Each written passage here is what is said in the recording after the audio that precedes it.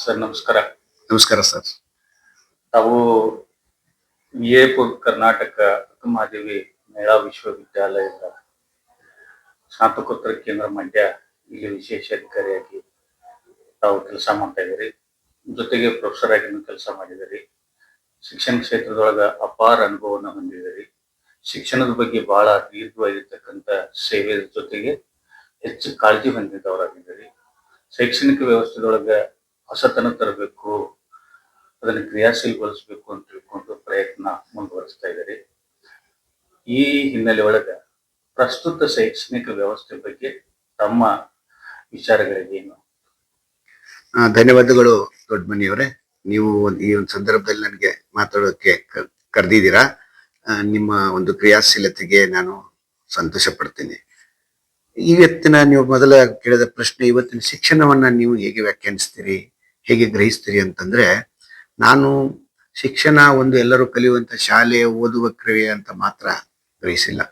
ಬಹಳ ಜನ ಅದನ್ನ ಶಿಕ್ಷಣ ಅಂದ್ರೆ ವಿದ್ಯೆ ಕೊಡುವುದು ಅನ್ನುವ ಮಾತನ್ನು ಮಾತ್ರ ಗ್ರಹಿಸಿಕೊಂಡು ಅದಕ್ಕೆ ಬೇಕಾದ ವ್ಯವಸ್ಥೆ, ಒಂದು ಶಾಲಾ ಶಿಕ್ಷಣ ವ್ಯವಸ್ಥೆ, ಒಂದು ಉನ್ನತ ಶಿಕ್ಷಣ ವ್ಯವಸ್ಥೆ ಅಂತ ಇದೆ ಅಂತ ಹೇಳಿ ಗ್ರಹಿಸಿದ್ದಾರೆ.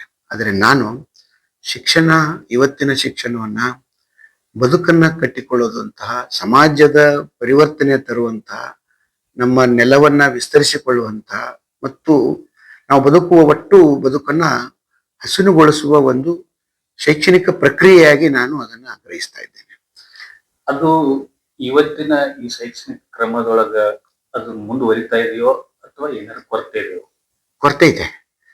ಈಗ ನಾವು ಏನು ಕೊಡ್ತಾ ಇದ್ದೀವಿ, ಇದನ್ನ ಮುಖ್ಯವಾಗಿ ಒಂದು ಸರ್ಕಾರಿ ಶಾಲೆ, ಒಂದು ಖಾಸಗಿ ಶಾಲೆ, ಒಂದು ಸರ್ಕಾರಿ ವ್ಯವಸ್ಥೆ, ಒಂದು ಖಾಸಗಿ ವ್ಯವಸ್ಥೆ, ಇವುಗಳ ನಡುವೆ ಒಂದು ಸ್ಪರ್ಧೆ, ಅದು ಉತ್ತಮವಾದದ್ದು, ಇದು ಕೆಟ್ಟಾದದ್ದು ಅನ್ನುವ ಈ ಟೀಕೆ ಟಿಪ್ಪಣಿಯ ನಡುವೆ, ಎರಡರ ನಡುವೆ ಒಂದು ತೀವ್ರವಾದ ಸ್ಪರ್ಧೆ ನಡೀತಾ ಇದೆ. ಇದು ಅದಕ್ಕೆ ತಕ್ಕದಾದ ಸಾಮಾಜಿಕ ಒಂದು ಏರುಪೇರನ್ನು ಕೂಡ ಸೃಷ್ಟಿ ಮಾಡಿದೆ. ಉಳ್ಳವರು ಶಿವಾಲಯ ಮಾಡುವರು ಅನ್ನೋ ರೀತಿಯಲ್ಲಿ. ಸೊ ಇದು ಆಕ್ಚುಲಿ ಒಂದು ಶಿಕ್ಷಣ ಮಾಡಬೇಕಾದ ಕ್ರಿಯೆ ಅಲ್ಲ. ನಾವು ಕೊಡುವಂತಹ ಶಿಕ್ಷಣ, ನಾವು ಮಕ್ಕಳನ್ನು ಬಹಳ ಗಂಭೀರವಾಗಿ ಗ್ರಹಿಸಿ ಅವರ ಬದುಕನ್ನ ನಿರ್ಮಾಣ ಮಾಡುವ ರೀತಿಯಲ್ಲಿ ಶಿಕ್ಷಣದ ವಿನ್ಯಾಸಗಳನ್ನ ಮಾಡಬೇಕಾಗಿದೆ. ನಾವು ವ್ಯವಸ್ಥೆಯ ಬಗ್ಗೆ ಹೆಚ್ಚು ತಲೆ ಕೆಡಿಸ್ಕೊಂಡಿದ್ದೇವೆ, ಆದರೆ ವಿಕಾಸರ ಮಕ್ಕಳ ಬೆಳವಣಿಗೆಯ ಬಗ್ಗೆ ಹೆಚ್ಚು ಗಮನ ಹರಿಸ್ತಾ ಇಲ್ಲ. ಅಂದ್ರೆ ಕಾಲ ಬದಲಾಗಿದ್ರಿ, ವಿದ್ಯಾರ್ಥಿಗಳು ಬದಲಾಗಿದ್ದಾರೆ, ಸಂವೇದನೆಗಳು ಬದಲಾಗಿದಾವ. ಇಂಥ ಸಂದರ್ಭದೊಳಗ ಹೊಸತನವನ್ನ ತರಬೇಕಾಗಿತ್ತು ಅಂತಕ್ಕಂಥದ್ದು. ಸಾಮಾಜಿಕ ಜವಾಬ್ದಾರಿಯನ್ನು ಮುಂದಿಟ್ಟುಕೊಂಡು ಶೈಕ್ಷಣಿಕ ಗುಣಮಟ್ಟವನ್ನು ಇಟ್ಟುಕೊಂಡು ತರಬೇಕಾಗಿತ್ತು. ಅದ್ರ ಬಗ್ಗೆ ಹೆಂಗ್ ತರಬೇಕು ಅನ್ನೋ ತಮ್ಮಲ್ಲಿ ಏನಾದ್ರೂ ಐಡಿಯಾಗಳು ಅದಾವ? ಖಂಡಿತ ಇದೆ. ಈಗ ನಾವು ಒಟ್ಟಾರೆಯಾಗಿ ಈ ಸಂದರ್ಭದಲ್ಲಿ ಶಿಕ್ಷಣ ವ್ಯವಸ್ಥೆಯನ್ನ ಒಂದು ಭಿನ್ನವಾದ ದೃಷ್ಟಿಕೋನದಿಂದಲೇ ನಾವು ನೋಡ್ಬೇಕಾಗಿದೆ. ನಾವು ನಮ್ಮ ಭಾರತದ ಶಿಕ್ಷಣವನ್ನ ಯಾವಾಗಲೂ ಒಂದು ಪಾಶ್ಚಾತ್ಯ ಅಥವಾ ಬೇರೆ ದೇಶದಿಂದ ಬಂದದ್ದನ್ನೇ ಇಲ್ಲಿ ಜಾರಿ ಮಾಡಿಕೊಳ್ಬೇಕು ಅನ್ನುವ ಒಂದು ಮನಸ್ಥಿತಿಯಲ್ಲಿ ಇಷ್ಟು ವರ್ಷ ಸ್ವತಂತ್ರ ನಂತರದಲ್ಲಿ ಬಂದಿದ್ದೇವೆ ಅಂತ ನನಗನ್ಸಿದೆ. ಆದರೆ ನಾವು ನಮ್ಮ ಸ್ಥಳೀಯತೆಯನ್ನ ಗಮನದಲ್ಲಿಟ್ಟುಕೊಂಡು ನಮ್ಮ ಪಠ್ಯಕ್ರಮಗಳನ್ನ ಪುನರುಜ್ಜೀವನಗೊಳಿಸಬೇಕಾದ, ರಿಜಿವಿನೇಟ್ ಮಾಡಬೇಕಾದ, ಮರುಸೃಷ್ಟಿ ಮಾಡಬೇಕಾದ ತುಂಬಾ ಅಗತ್ಯ ಇದೆ. ಹಂಗಾದ್ರೆ ಹೊಸ ಪಠ್ಯಕ್ರಮಗಳು ಯಾವ ರೀತಿ ಇರಬೇಕು ಅಂತ ನೀವು ಬಯಸ್ತೀರಿ? ವಿಶೇಷವಾಗಿ ಪಠ್ಯಕ್ರಮಗಳನ್ನ ನಾವು ಮಕ್ಕಳ ದೃಷ್ಟಿಯಿಂದ ಮಾತಾಡೋದಾದ್ರೆ, ಒಂದು ಶಾಲಾ ಶಿಕ್ಷಣದ ಮಕ್ಕಳು ಓದುವ ಪಠ್ಯಕ್ರಮ, ಇನ್ನೊಂದು ಅವರನ್ನ ತಯಾರು ಮಾಡುವಂತ ಇನ್ಸ್ಟ್ರೂಮೆಂಟ್ಸ್ ಅಂತ ಏನಿದ್ದಾರೆ ಶಿಕ್ಷಕರು, ಅವರನ್ನ ತಯಾರು ಮಾಡ್ತಕ್ಕಂಥ ಶಿಕ್ಷಕರ ಶಿಕ್ಷಣ ಏನಿದೆ, ನಾವು ಅದನ್ನ BEd ಶಿಕ್ಷಣ ಅಂತ ಕರಿತೀವಿ, ತರಬೇತಿ ಅಂತ ಕರಿತೀವಿ, ಅವ್ರನ್ನ ಸಜ್ಜುಗೊಳಿಸುವ ಶಿಕ್ಷಣ ಆಗಿ ಅದು ರೂಪಿತ ಆಗ್ಬೇಕು. ಪಠ್ಯಕ್ರಮ ಎರಡು ಹಂತದಲ್ಲಿ, ಒಂದು ಶಿಕ್ಷಕರನ್ನ ತಯಾರು ಮಾಡುವ ಶಿಕ್ಷಣ ಏನಿದೆ, BEd ಪಠ್ಯಕ್ರಮ ಇದೆ, ಟೀಚರ್ ಎಜುಕೇಶನ್ ಪಠ್ಯಕ್ರಮ ಇದೆ, ಅಲ್ಲಿ ಅಮೂಲಾಗ್ರ ಬದಲಾವಣೆ ಆಗ್ಬೇಕು. ಆ ನಂತರ ಅಲ್ಲಿ ಸಿದ್ಧಗೊಂಡ ಶಿಕ್ಷಕರ ನೀತಿಯಲ್ಲಿ ಶಾಲಾ ಶಿಕ್ಷಣದಲ್ಲಿ ಪಠ್ಯಕ್ರಮ ರೂಪಿತ ಆಗ್ಬೇಕು. ಆದ್ರೆ ಈಗೇನಾಗಿದೆ, ಶಿಕ್ಷಕರ ತರಬೇತಿಯ ಪಠ್ಯಕ್ರಮ, ಮಕ್ಕಳು ಶಾಲೆಯಲ್ಲಿ ಕಲಿಯಬೇಕಿರೋ ಪಠ್ಯಕ್ರಮ, ಇವೆರಡಕ್ಕೂ ಸಂಬಂಧನೇ ಇಲ್ಲ. ಈ ದೃಷ್ಟಿಯಿಂದ ತರಬೇತಿನೇ ಒಂದಾಗ್ತಾ ಇದೆ, ಮಕ್ಕಳು ಶಾಲೆಯಲ್ಲೇನೆ ಒಂದು ಕಲಿತಾ ಇದ್ದಾರೆ. ಇಲ್ಲೇ ಮತ್ತೆ 2-3 ರೀತಿಯ ಪಠ್ಯಕ್ರಮ ಇದೆ. ಒಂದು ಸ್ಟೇಟ್ ಪಠ್ಯಕ್ರಮ ಇದೆ, ಒಂದು ಸೆಂಟ್ರಲ್ ಪಠ್ಯಕ್ರಮ ಇದೆ, ಒಂದು ICSE ಅಂತ ಒಂದು ಪಠ್ಯಕ್ರಮ ಇದೆ.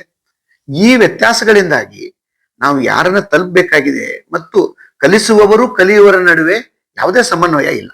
ಇದನ್ನ ಮಾಡದೆ ಹೋದರೆ ತುಂಬಾ ಆತಂಕದ ಸ್ಥಿತಿಯನ್ನು ನಾವು ತಲುಪ್ತೇವೆ. ಇದು ವಿದ್ಯಾರ್ಥಿ ಮತ್ತು ಶಿಕ್ಷಕರ ಮಧ್ಯೆ ಆಯಿತು. ಆದ್ರ ಹೊರ ಪ್ರಪಂಚಕ್ಕೆ ಬಂದಾಗ ಸರ್ಕಾರ ಆಗಿರ್ಬೋದು, ಕೆಲವೊಂದು ಜನ ಬೇರೆ ತಜ್ಞರಾಗಿರ್ಬೋದು, ಅವ್ರು ಹೇಳ್ತಾ ಇದಾರೆ ನಾವು ಪಠ್ಯಕ್ರಮಗಳು ವಿದ್ಯಾರ್ಥಿಗಳು ಹೊರ ಜಗತ್ತಿಗೆ ಬಂದಾಗ ಕೌಶಲ್ಯ ಆಧಾರಿತವಾಗಿರ್ಬೇಕು, ಉದ್ಯೋಗ ಸಿಗಬೇಕು ಅಂತಕ್ಕಂಥ ಒಂದು ಮಾರ್ತಾ ಇದೆ. ಆ ದೃಷ್ಟಿಯಿಂದ ತಾವು ಏನ್ ಹೇಳಕ್ಕೆ ಇಷ್ಟಪಡ್ತೀರಿ? ಈಗ ನಾವು ಮಕ್ಕಳಿಗೆ ಉದ್ಯೋಗ ಅನ್ನೋದು ಬರೀ ಕೌಶಲ್ಯದಿಂದ ಮಾತ್ರ ಬರುವಂತದ್ದಲ್ಲ. ಕೌಶಲ್ಯ ಆಧಾರಿತ ಉದ್ಯೋಗಗಳಿಗೆ ಕೌಶಲ್ಯ ಬೇಕು. ಆದ್ರೆ ಬದುಕನ್ನ ನಿರ್ಮಾಣ ಮಾಡ್ಕೊಳ್ಳೋದಕ್ಕೆ ಹಲವು ಉದ್ಯೋಗಗಳು ಬೇಕಾಗ್ತದೆ. ಉದಾಹರಣೆ ಕೃಷಿ. ಕೃಷಿ ಒಂದು ಉದ್ಯೋಗನೇ, ಅದು ಉಪಕಸಬು ಅದು. ಆದ್ರೆ ನಮ್ಮ ಶಿಕ್ಷಣ ಪದ್ಧತಿಯಲ್ಲಿ ನಾವು ಯಾವತ್ತೂ ಕೂಡ ನಮ್ಮ ಮಕ್ಕಳನ್ನು ಕೃಷಿಗಾಗಿ ತಯಾರು ಮಾಡ್ತಾ ಇದ್ದೇವೆ ಅಂತ ಹೇಳೋದಿಲ್ಲ. ನಮ್ಮ ಶಾಲಾ ಶಿಕ್ಷಣದಲ್ಲಿರ್ಲಿ, ಕಾಲೇಜ್ ಶಿಕ್ಷಣದಲ್ಲಿರ್ಲಿ, ಕೃಷಿಗಾಗಿ ನಾವು ಮಕ್ಕಳನ್ನ ತಯಾರು ಮಾಡೋದಿಲ್ಲ. ಕೇವಲ ಉದ್ಯೋಗ ಅಂದ್ರೆ ಏನು ತಿಳ್ಕೊಂಡಿದ್ದಾರೆ, ಕೌಶಲ್ಯ ಆಧಾರಿತ ಉದ್ಯೋಗ ಅಂದ್ರೆ ಕಂಪ್ಯೂಟರ್ ಮಾಡೋದು, ICT ಮಾಡೋದು, ಇಂಜಿನಿಯರ್ ಆಗೋದು, ವೈದ್ಯಕೀಯ ಮಾಡೋದು, ಇಷ್ಟೇ ಕೌಶಲ್ಯ ಅಂತ ಜನ ತಿಳ್ಕೊಂಡಿದ್ದಾರೆ. ಹಾಗಲ್ಲ. ಪ್ರತಿಯೊಂದು ಕೆಲಸಕ್ಕೂ ಕೌಶಲ್ಯ ಬೇಕೇ ಆಗುತ್ತೆ. ಒಂದು ಗಡಿಗೆ ಮಾಡ್ಬೇಕಾದ್ರೂ, ಮಡಿಕೆ ಮಾಡ್ಬೇಕಾದ್ರೂ ಕೌಶಲ್ಯ ಬೇಕಾಗುತ್ತೆ. ಸರಿ, ಹಾಗಾಗಿ ಈಗ ಪಠ್ಯಕ್ರಮವನ್ನ ಹೇಳಬೇಕು, ಪರಿಣಾಮಕಾರಿಯಾಗಿ ಬೋಧನೆ ಆಗ್ಬೇಕು, ಅದಕ್ಕೆ ಶಿಕ್ಷಕರ ತರಬೇತಿಗೊಳಿಸಬೇಕು ಅಂತಕ್ಕಂಥ. ಈ ತರಬೇತಿ ಪಡೆದ ಶಿಕ್ಷಕರಿಗಿಂತಲೂ ಅವರು ಬೌದ್ಧಿಕತೆ ಮತ್ತು ಮಾನಸಿಕತೆಯ ಸಜ್ಜತೆಯಿಂದ ಶಿಕ್ಷಕರು ಇರಬೇಕು ಅಂತ ತಿಳ್ಕೊಂಡು ನಂದೈತಿ. ಹೌದು. ಯಾಕಂದ್ರೆ ನಮ್ಮಲ್ಲಿ ಮಾನಸಿಕವಾಗಿ ಅವರು ಒಂದು ಸ್ಥಾನಮಾನಗಳ ದೃಷ್ಟಿಯಿಂದ ಅವ್ರು ಮಾಡ್ತಾರೆ. ಶಿಕ್ಷಕರು, ಪ್ರೊಫೆಸರು ಅಂತ ತಿಳ್ಕೊಂಡು ಕರ್ಕೊಳ್ತಾ ಇದಾರೆ.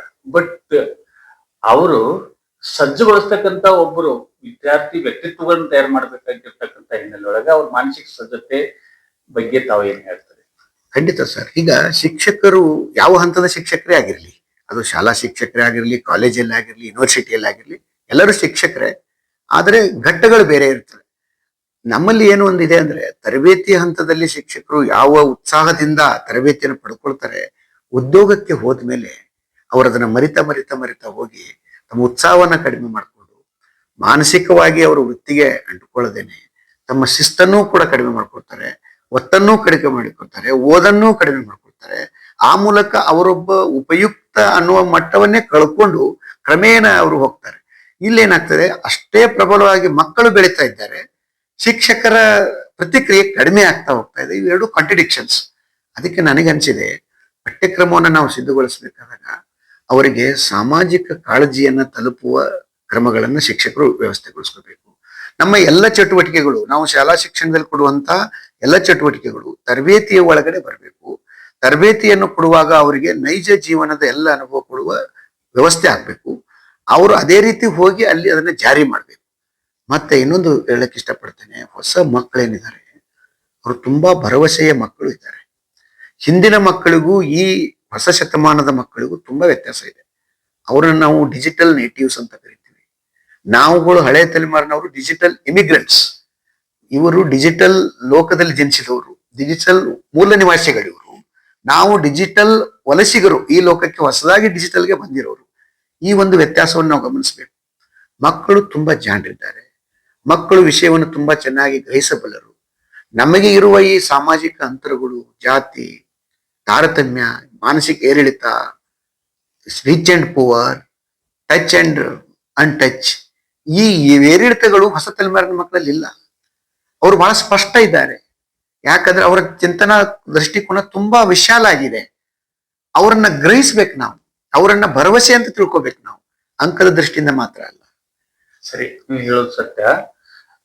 ಶಿಕ್ಷಕರಿಗಿಂತನೂ ಹೆಚ್ಚಾಗಿ ಜ್ಞಾನದ ಮೂಲವನ್ನ ಸಂಗ್ರಹ ಮಾಡ್ತಕ್ಕಂಥವ್ರು ಹೌದು. ಮತ್ತು ಮುಂದುವರೆದಿರ್ತಕ್ಕಂಥವ್ರು ಆಧುನಿಕ ತಂತ್ರಜ್ಞಾನ ದೃಷ್ಟಿಯಿಂದ ಬಹಳ ಫಾಸ್ಟ್ ಇದ್ದಿರ್ತಕ್ಕಂಥ ಜನರೇಷನ್ ಅಂತ ತಿಳ್ಕೊಂಡು ಹೇಳ್ತಾ ಇದ್ದೀರಿ. ಬಟ್ ಎಲ್ಲೋ ಈ ತಂತ್ರಜ್ಞಾನ ಅವರನ್ನ ಸಂವೇದನಾಶೀಲ ರಹಿತರನ್ನಾಗಿ ಮಾಡ್ತಕ್ಕಂಥ ಒಂದು ಆತಂಕನೂ ಇದೆ. ಹೌದು, ಆ ದೃಷ್ಟಿಯಿಂದ ತಾವು ಏನ್ ಹೇಳ್ತಾರೆ? ಖಂಡಿತ. ಈಗ ಯಂತ್ರ ಬಂದಾಗ ಮಾನವ ಸಂವೇದನೆಗಳು ಸಹಜವಾಗಿ ಕಡಿಮೆ ಆಗುತ್ತೆ. ಆದರೆ ಈ ಯಂತ್ರದಲ್ಲಿರುವ ಅಥವಾ ಈ ಹೊಸ ಮೂಲದಲ್ಲಿ ಇರುವ ಸಾಧ್ಯತೆಗಳನ್ನ ಸಂವೇದನಾ ರೂಪಕ್ಕೆ ಬದಲಿಸುವ ಕನೆಕ್ಟಿವಿಟಿ ಕೊಡೋರು ಮತ್ತೆ ಟೀಚರ್ಸ್ ಆಗ್ಬೇಕು. ಈಗ ಉದಾಹರಣೆಗೆ, ನಾನು ಪಾಠ ಮಾಡ್ತೇನೆ, ವಿದ್ಯಾರ್ಥಿ ಕಲಿತದೆ, ಇದು ಹಳೆ ಕ್ರಮ. ಈಗ ವಿದ್ಯಾರ್ಥಿಗೆ ಹೇಳಲು ಹೇಳಿ ನಾನು ಕೂತ್ಕೋಬೇಕು. 4 ಜನ ಮಕ್ಕಳಿಗೆ ನೀವು ಕಂಬೈನ್ ಮಾಡಿ ಒಂದು ವಿಷಯ ಕೊಟ್ಟು ಬೋಧನೆಗೆ ನೀವು ಕೊಡಿ, ನೀವು ಕೂತ್ಕೊಂಡು ಅದನ್ನ ರಿಸೀವ್ ಮಾಡಿ, ಅವಾಗ ಅವರ ಪ್ರೆಸೆಂಟೇಶನ್ ಹೇಗಾಗುತ್ತೆ ನೋಡಿ. ಯಾಕೆ ಅವರು ಈ ಸಂವೇದನೆಯಲ್ಲಿ ಬರ್ತಾ ಇಲ್ಲ ಅಂದ್ರೆ, ಅವರ ಎಕ್ಸ್ಪ್ರೆಷನ್ಗೆ ಅವಕಾಶನೇ ಇಲ್ಲ. ನಾನು ಕೊಟ್ಟ ಪ್ರಶ್ನೆಗೆ ಮಾತ್ರ ಉತ್ತರ ಬರೀಬೇಕು, ನಾನೆಷ್ಟು ಸಾಲುಗಳಿಗೆ ಹೇಳಿದ್ದೇನೆ ಅಷ್ಟು ಮಾತ್ರ ಉತ್ತರಿಸಬೇಕು, ನಾನು ಹೇಳಿದ ಸೋರ್ಸನ್ನೇ ಅವನು ಬರೀಬೇಕು. ಅವನಿಗೆ ಮುಕ್ತತೆಯನ್ನ ಕೇಳ್ತಾನೆ. ಇತ್ತೀಚೆಗೆ ಒಂದು ಅನಾಹುತದ ಬೆಳವಣಿಗೆ, ಈ ಪಾಸಿಂಗ್ ಪ್ಯಾಕೇಜ್ ಅಂತ ತಿಳ್ಕೊಂಡು ಒಂದು ಸೃಷ್ಟಿ ಆಗ್ತಾ ಇದೆ. ಅದು ಪ್ರೈಮರಿ ಹಿಡ್ಕೊಂಡು ಹೈಯರ್ ಎಜುಕೇಶನ್ ತನಕ ಬರ್ತಾ ಇದೆ. ಇದು ಒಂದು ರೀತಿ ಶೈಕ್ಷಣಿಕ ಗುಣಮಟ್ಟಕ್ಕೆ ಎಲ್ಲೋ ತೊಂದರೆ ಉಂಟು ಮಾಡಿ ಬರೀ ಸರ್ಟಿಫಿಕೇಟ್ ಕೋರ್ಸ್ ಅನ್ನೋ ರೀತಿ ಒಳಗ ಮಾಡ್ತಕ್ಕಂಥ ಆತಂಕದ ಬೆಳವಣಿಗೆ ನಾವು ಕಾಣ್ತಾ ಇದ್ದೇವೆ. ಈಗ ಸರ್ ನಮ್ಮಲ್ಲಿ ಶಿಕ್ಷಣದಲ್ಲಿ ಯಾವ ಹಂತದಲ್ಲಿ ಶಿಕ್ಷಣವೇ ಆಗಿರಲಿ ಕಲಿಕೆಗೆ ಆದ್ಯತೆ ಇರಬೇಕು ಹೊರತು ಪರೀಕ್ಷೆಗೆ ಅಲ್ಲ. ಈಗ ನಮ್ಮಲ್ಲಿ ಹೆಚ್ಚಿಗೆ ಪರೀಕ್ಷೆಗೆ ಆದ್ಯತೆ ಇದೆ, ಕಲಿಕೆಗೆ ಇಲ್ಲ.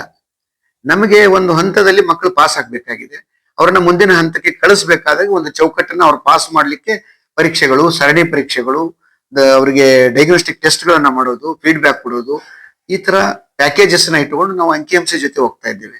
ಆದ್ರೆ ಕಲಿಕೆಯ ಮಟ್ಟಕ್ಕೆ ನಾವು ಹೋಗ್ತಾ ಇಲ್ಲ. ಅದರಿಂದ ಪರೀಕ್ಷೆಯ ಮೇಲಿನ ಒತ್ತನ್ನ ಕಡಿಮೆ ಮಾಡಿ.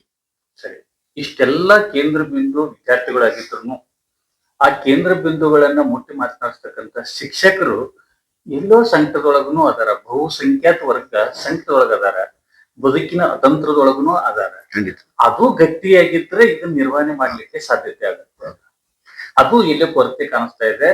ಇದು ಶೈಕ್ಷಣಿಕ ಗುಣಮಟ್ಟ ಮತ್ತು ಸಮನ್ವಯ ಮಧ್ಯ ದೊಡ್ಡ ದುರಿತ ಕಾಣ್ತಾ ಇದೆ. ಏನ್ ಹೇಳ್ತಾರ? ಬಹಳ ಮುಖ್ಯ. ಒಬ್ಬ ಶಿಕ್ಷಕನಿಗೆ ಜೀವನ ಭದ್ರತೆ ಇದ್ರೆ, ಅವನಿಗೆ ಹಸಿವು ಹೊಟ್ಟೆ ತುಂಬಿದ್ರೆ, ಅವನು ಬಹಳ ಸಂತೋಷದಿಂದ ನಕ್ಕು ನಲಿತಾ ಕಲಿಸ್ಬೋದು. ಈ ಅಭದ್ರತೆ ಅಂತ ಏನಿದೆ ಶಿಕ್ಷಕರಿಗೆ, ಬಹಳಷ್ಟು ಜನ ಶಿಕ್ಷಕರು ಇವತ್ತು ಅಭದ್ರತೆ ನೆಲೆಯಲ್ಲಿ ಉದ್ಯೋಗ ಮಾಡ್ತಾ ಇದ್ದಾರೆ. ಅದು ಶಾಲಾ ಶಿಕ್ಷಣದಲ್ಲಿ ಕಲಿತು ಕೂತಿರೋರು ಇರ್ಬೋದು, ಖಾಸಗಿಯಲ್ಲಿ ಇರ್ಬೋದು, ಕಾಲೇಜುಗಳಲ್ಲಿರ್ಬೋದು, ಪದವಿಯಲ್ಲಿರ್ಬೋದು, ಉನ್ನತ ಶಿಕ್ಷಣದಲ್ಲಿ ಕೂಡ ಇರ್ಬೋದು. ಅವ್ರಿಗೆ ಪದವಿಗಳಿದೆ, ತರಬೇತಿ ಇದೆ, ಕ್ವಾಲಿಫೈಡ್ ಇದ್ದಾರೆ, ಉದ್ಯೋಗ ಭದ್ರತೆ ಇಲ್ಲ. ಸೊ ಅವನ ಹೊಟ್ಟೆ ತುಂಬಿಲ್ಲ, ಆತಂಕಗಳಿದೆ. ಅತಿಥಿ ಶಿಕ್ಷಕರಿಗೆ ಮುಂದಿನ ವರ್ಷ ಎಲ್ಲಿರ್ತೀನಿ ಅಂತ ಗೊತ್ತೇ ಇಲ್ಲ. ಈ ಅಭದ್ರತೆಯ ನಡುವೆ ಯಾವ ಶಿಕ್ಷಕನು ಪರಿಪೂರ್ಣ ಬೋಧನೆ ಮಾಡಕ್ಕಾಗಲ್ಲ. ಅದರಿಂದ ಅವರಿಗೆ ಒಂದು ಉದ್ಯೋಗ ಭದ್ರತೆ, ನೇಮಕಾತಿಗಳು ತುಂಬಾ ಅಗತ್ಯ ಇದೆ. ಇಲ್ಲದೆ ಹೋದ್ರೆ ಗುಣಮಟ್ಟ ಸಾಧ್ಯ ಇಲ್ಲ. ನೇಮಕಾತಿ ವಿಷಯ ಬಂದಾಗ ನಮ್ಮ ನೇಮಕಾತಿಗಳನ್ನು ಸಹಿತ ಅನೇಕ ಸಮಸ್ಯೆಗಳು, ತೊಂದರೆಗಳು ಮತ್ತು ನೇರವಾಗಿ ಹೇಳೋದಾದ್ರೆ ಭ್ರಷ್ಟತೆ ವ್ಯವಸ್ಥೆದಿಂದ ತುಂಬಿಕೊಂಡು ಅಗತ್ಯ ಇದ್ದಿರ್ತಕ್ಕಂಥ ಪ್ರತಿಭಾವಂತರಿದ್ದಿರ್ತಕ್ಕಂಥ ಶಿಕ್ಷಕರು ಹೊರಗುಳಿತಾ ಇದಾರ ಮತ್ತು ಅನರ್ಹ ಶಿಕ್ಷಕರು ಒಳಗಡೆ ಬರ್ತಾ ಇದಾರ ಅಂತಕ್ಕಂಥ ಒಂದು ಆತಂಕದ ಬೆಳವಣಿಗೆ ಕೂಗು ಕೇಳ್ತಾ ಇದೆ. ಏನ್ ಮಾಡ್ಬೇಕು? ಬಹಳ ದೊಡ್ಡ ಪ್ರಶ್ನೆ ಮತ್ತು ಬಹಳ ಕಷ್ಟವಾದ ಪ್ರಶ್ನೆ. ಆದ್ರೂ ಕೂಡ ಈಗ ಶಾಲಾ ಶಿಕ್ಷಣ ಇರ್ಬೋದು, ಉನ್ನತ ಶಿಕ್ಷಣ ಎಲ್ಲೇ ಇದ್ರೂ ಕೂಡ ಶಿಕ್ಷಕರ ಆಯ್ಕೆಗೆ ಒಂದು ಮಾನದಂಡಗಳನ್ನ ಮಾಡಿದೆ ಸರ್ಕಾರ. ಸ್ಪರ್ಧಾತ್ಮಕ ಪರೀಕ್ಷೆ ಮೂಲಕ ಏನು ಮಾಡ್ತಾ ಇದ್ದಾರೆ, ಅಲ್ಲಿ ಅರ್ಹತೆಯನ್ನ ಪಡೆದಿರೋರು ಒಂದು ಮಿನಿಮಮ್ ಟಿ ಇರ್ಬೋದು, ಹೈಯರ್ ಎಜುಕೇಶನ್ ಬಂದ್ರೆ ನೆಟ್ ಸೆಟ್ ಇರ್ಬೋದು, ಇವುಗಳನ್ನ ಮಾಡಿಕೊಂಡು ಸೇರ್ಪಡೆ ಆಗ್ತಾ ಇದ್ದಾರೆ. ಹಾಗಾಗಿ ಗುಣಮಟ್ಟದ ಶಿಕ್ಷಕರ ಪ್ರವೇಶ ಆಗ್ತಾ ಇದೆ. ಈಗ ಉದಾಹರಣೆಗೆ ನಮ್ಮ ಶಾಲಾ ಶಿಕ್ಷಣದಲ್ಲಿ ನೇಮಕಾತಿಯಾಗಿ ಬರೋರೆಲ್ಲ ತರಬೇತಿ ಪಡೆದು ಗುಣಮಟ್ಟದ ಒಂದು ಬಂದವರೇ ಆಗಿದ್ದಾರೆ. ಆದ್ರೆ ಬಂದ ಮೇಲೆ ಇಲ್ಲಿ ಕೆಲಸ ಮಾಡೋದಕ್ಕೆ ಅವ್ರಿಗೆ ಬೇಕಾದ ವಾತಾವರಣ ಇಲ್ಲ, ಸೌಲಭ್ಯಗಳು ಮತ್ತೆ ಸಂಖ್ಯೆ ಇವೆಲ್ಲವೂ ಕೂಡ ಅವ್ರನ್ನ ಒಂದು ಡಿಪ್ರೆಸ್ ಮಾಡುವ ವಾತಾವರಣ ಇದೆ. ಅದನ್ನು ಕೂಡ ನಾವು ಗಮನಿಸ್ಬೇಕು. ಎಸ್, ನೇಮಕಾತಿ ಸಂದರ್ಭದೊಳಗ ಹಣಕಾಸಿನ ವ್ಯವಹಾರ ಜಾಸ್ತಿ ನಡೀತಾ ಇದೆ. ದುಡ್ಡು ಇದ್ದವ್ರು ಮಾತ್ರ ಶಿಕ್ಷಕರಾಗಬಹುದು. ಮೊದಲ ವ್ಯವಸ್ಥೆ ಇತ್ತು ದುಡ್ಡಿದ್ದವ್ರು ಅಧಿಕಾರಿಗಳಾಗಬಹುದು ಅಂತ. ಈಗ ದುಡ್ಡಿದ್ದವ್ರು ಮಾತ್ರ ಶಿಕ್ಷಕರಾಗಬಹುದು ಅನ್ನೋದನ್ನು ಸರ್ಕಾರಿ ವಲಯದೊಳಗೂ ಓಪನ್ ಆಗಿ ಹರಡಿಕೊಂಡೈತಿ. ಖಾಸಗಿ ವಲಯದಂತೂ ಬಹಿರಂಗವಾಗಿ ನಡೀತಾ ಇದೆ. ಇದರಿಂದ ನಿಮ್ಮ ಎಲ್ಲಾ ಕಲ್ಪನೆಗಳು ಎಷ್ಟರ ಮಟ್ಟಿಗೆ ಸರ್ಕಾರ ಆಗ್ಲಿಕ್ಕೆ ಸಾಧ್ಯ? ಇದು ಒಬ್ಬ ಅಕಾಡೆಮಿಷಿಯನ್ ನ ಕೈಯಲ್ಲಿ ಇರದಿರುವಂತ ಪ್ರಶ್ನೆ. ಆದ್ರೂ ಕೂಡ ಒಬ್ಬ ಪಾರದರ್ಶಕ ನೇಮಕಾತಿಗಳು ಮತ್ತು ಉತ್ತಮವಾದಂತ ಬೋಧನಾ ಆಸಕ್ತಿ ಇರೋರು. ಅದಕ್ಕೆ ನಾನು ಬಹಳ ಸರಿ ನನ್ನ ಎಲ್ಲ ವಿಚಾರಗಳನ್ನು ಹೇಳುವಾಗ ಹೇಳ್ತೇನೆ, ತರಬೇತಿ ಪಡೆದವ್ರು ಎಲ್ಲರೂ ಶಿಕ್ಷಕರಾಗಕ್ಕಾಗಲ್ಲ, ಡಿಗ್ರಿ ಪಡೆದವ್ರು ಎಲ್ಲರೂ ಶಿಕ್ಷಕರಾಗಕ್ಕಾಗಲ್ಲ. ಅವರು ತರಗತಿಗೆ ಹೋಗಿ ಕಲಿಸುವ ಮೂಲಕ ತನ್ನನ್ನು ಒಬ್ಬ ಅಕಾಡೆಮಿಕ್ ಶಿಸ್ತಿಗೆ ಒಳಪಡಿಸಿಕೊಳ್ಳುವ ಮೂಲಕ ತನ್ನ ಯಾವುದೋ ಪ್ರಾಥಮಿಕ ಶಾಲೆನೇ ಇರಲಿ, ಪ್ರೌಢಶಾಲೆ ಇರಲಿ, ಯಾವುದೇ ಹಂತದ ಶಿಕ್ಷಣ ಇರಲಿ, ಒಂದು ಕಮಿಟ್ಮೆಂಟ್, ವೃತ್ತಿಪರತೆಯನ್ನ ಬೆಳೆಸ್ಕೊಂಡು ತನ್ನನ್ನು ತೊಡಗಿಸ್ಕೊಂಡು ಸಮಾಜಮುಖಿಯಾಗಿ ಯಾವ ಶಿಕ್ಷಕ ಕೆಲಸ ಮಾಡ್ತಾನೆ ಅವ್ರು ಮಾತ್ರ ಸಮಾಜದಲ್ಲಿ ಬದಲಾವಣೆಯನ್ನ, ಮಕ್ಕಳಲ್ಲಿ ಬದಲಾವಣೆಯನ್ನು ತರಕ್ ಸಾಧ್ಯ ಆಗುತ್ತೆ. ಬರೀ ಒಂದು ಡಿಗ್ರಿ ಅಥವಾ ಒಂದು ಪೊಸಿಷನ್ ನಿಂದ ಬದಲಾವಣೆ ಬರಕ್ಕಾಗಲ್ಲ. ಅದಕ್ಕೆ ನಮ್ಮ ಇತ್ತಿನ ಒಬ್ಬ ಸಾಂಸ್ಕೃತಿಕ ಚಿಂತಕರಂತ ಬರಗೂರು ರಾಮಚಂದ್ರಪ್ಪ ಸರ್ ಅವರು ತಮ್ಮ ಇತ್ತೀಚಿನ ಕಾರ್ಯಕ್ರಮಗಳಲ್ಲಿ ಹಲವು ಬಾರಿ ಹೇಳಿದ್ರು, ಪ್ರೊಫೆಸರ್ ಅನ್ನೋದು ಸ್ಥಾನ, ಮೇಷ್ಟ್ರು ಅನ್ನೋದು ಮಾನ. ಈ ಮಾನವನ್ನ ಉಳಿಸ್ಕೊಳ್ಳೋದು ನಮ್ಮ ಕೈಯಲ್ಲೇ ಇದೆ. ಅದನ್ನ ಗಟ್ಟಿಯಾಗಿ ಉಳಿಸ್ಕೊಂಡ್ರೆ ಮಾತ್ರ ಮುಂದಿನ ಜನಾಂಗ ಉಳಿತದೆ ಅನ್ನೋ ಮಾತನ್ನ ಅವ್ರು ಹೇಳಿದ್ದು ಬಹಳ ಪ್ರಸ್ತುತ ಮಾತಿದು. ಇದು ಶಿಕ್ಷಕ ವರ್ಗಕ್ಕೆ ತುಂಬಾ ಅನ್ವಯ ಆಗುವಂತ ಮಾತಾಗಿದೆ ಸರ್. ಬಹಳ ತುಂಬಾ ಸಂತೋಷ. ನಮ್ಮ ಸ್ಮಿತಿಯ ಜೊತೆಗೆ ಶೈಕ್ಷಣಿಕದ ಮತ್ತು ಸಾಮಾಜಿಕದ ಒಂದು ಅಷ್ಟು ವ್ಯವಸ್ಥೆಯ ಮಾನ ಕಾಪಾಡೋದು ಶಿಕ್ಷಕರ ಮೇಲಿದೆ. ಅದಕ್ಕೆ ಪೂರಕವಾಗಿರ್ತಕ್ಕಂಥ ಪಠ್ಯಕ್ರಮದ ಮೇಲಿದೆ. ವ್ಯವಸ್ಥೆ ಮೇಲಿದೆ ಅಂತಕ್ಕಂಥ ವಿಚಾರಗಳನ್ನ ನಮ್ಮ ಅಸ್ಮಿತೆಯ ಜೊತೆಗೆ ತಾವು ಬಿಡುವು ಮಾಡ್ಕೊಂಡು ಹಂಚ್ಕೊಂಡಿದ್ದೀರಿ. ಅದಕ್ಕಾಗಿ ಅಸ್ಮಿತೆಯ ಪರವಾಗಿ ಮತ್ತು ಓದುಗರು ಕೇಳದರ ಪರವಾಗಿ ತಮ್ಮ ಧನ್ಯವಾದಗಳು. ನಮಸ್ಕಾರ. ನಮಸ್ಕಾರ. Thank you sir.